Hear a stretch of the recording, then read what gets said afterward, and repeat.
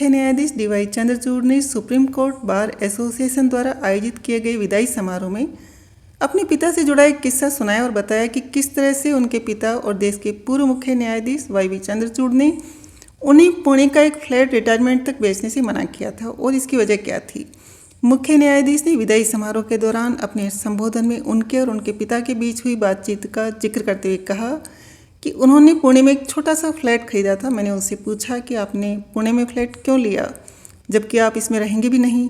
इस पर उन्होंने मुझे कहा कि मुझे पता है कि मैं उसमें नहीं रह पाऊंगा और मुझे ये भी नहीं पता कि मैं कब तक तुम लोगों के साथ रहूंगा, लेकिन इस फ्लैट को तब तक अपने पास रखना जब तक तुम बतौर जज सेवानिवृत्त न हो जाओ।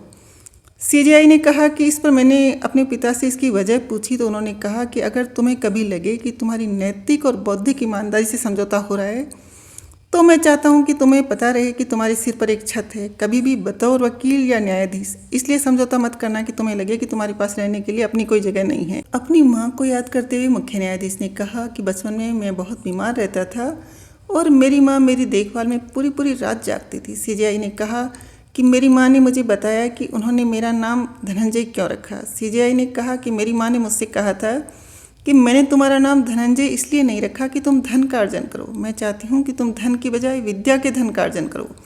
उल्लेखनीय है कि सीजेआई डीवाई चंद्रचूड़ की मां Prabha Chandrachud all India radio की शास्त्रीय संगीतकार थी।